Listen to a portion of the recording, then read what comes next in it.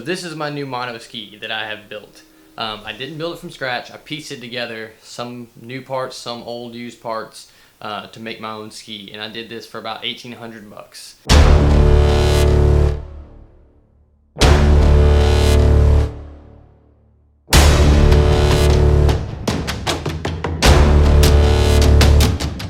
Now, if you've skied before or if you've looked into it before, you know these things are usually minimum around $4,000 to $7,000 brand new. So I got away with less than $2,000 to build a whole ski. That's with everything: outriggers, skis, frame, a bucket, everything. So this is a Revolution Pro Comp 1999 frame that I bought from a guy in San Diego. And it was pretty beat up and pretty used when I got it. So I actually took the whole thing apart piece by piece, sanded, and got all the old paint off and refinished the whole thing. I personally airbrushed the whole thing, the orange and like gunmetal gray, so that it would match my new wheelchair and enabling technologies. I bought the bucket seat, which is a clamshell system from a company called Enabling Technologies. That's also where I got the super light outriggers.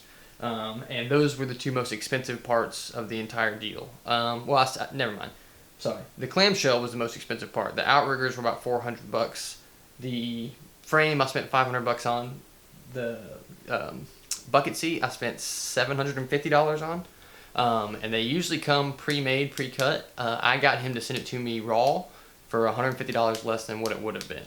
So I actually put it together myself so that I can mount it where I wanted it, put the straps where I wanted them, everything like that. So I'm going to kind of walk you through it, show you how I put the ski on, show you how I get in it.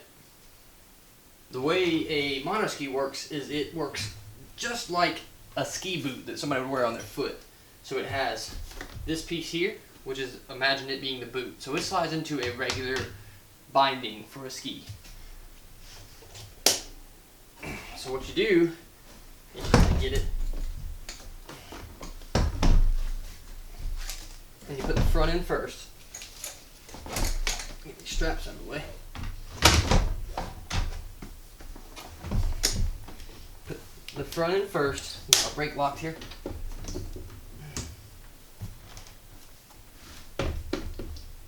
Once you get the front in, then you can slap it down.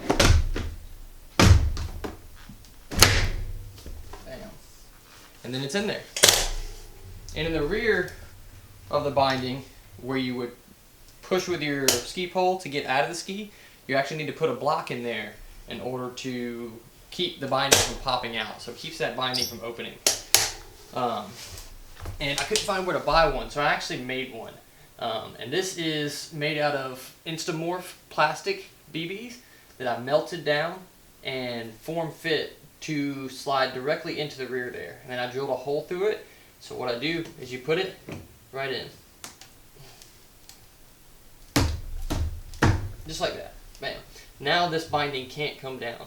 And then I drilled a hole through it, so you put a zip tie around right there that can't come off, and it keeps it from popping out. And now your binding can't open. And the way the clamshell works is it has these straps on the side. So if you loosen these straps up, the back will fold down, so you can lean back or you can lean forward. So I like to kind of lean it back a little bit to get in, to help get those straps out of the way. And they just have ratchet strap style straps. So these things aren't the easiest things in the world to get into, especially by yourself. There's a chance of falling, there's always a chance of falling. So I put both feet on, grab here, grab on the corner of my chair, strap out of the way. It's twisting on me.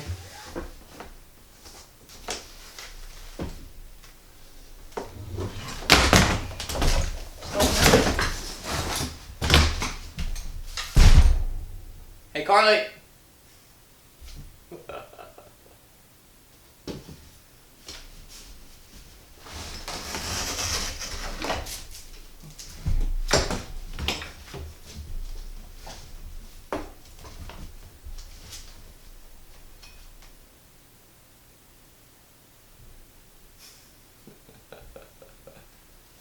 Well, I'm in it now, so I may as well keep you on, huh?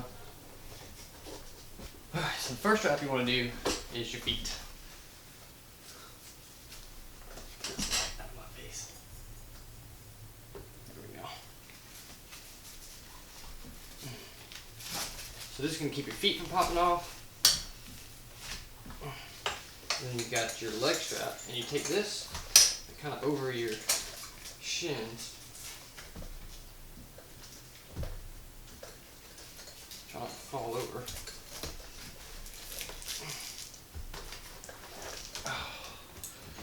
Just kind of get it started, and then you can kind of adjust it, and you're going to tighten that.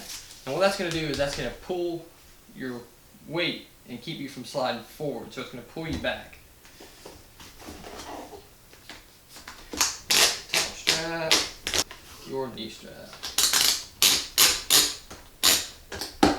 And I'm going to have, ski pants on, things like that are going to make me bigger, so it's going to take up more space than what I'm taking up right now.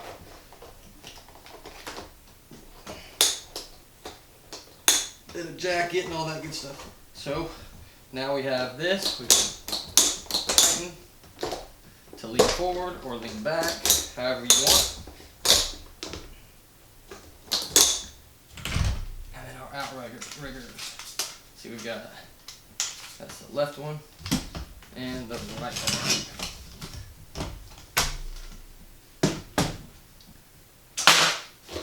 They pop open, and now you're skiing. And I haven't actually used this ski yet. I'm going to be using it in Montana for the first time. I can't believe I fell over like that. Of course, I thought about it too. I was like, I'm going to fall right into my green screen.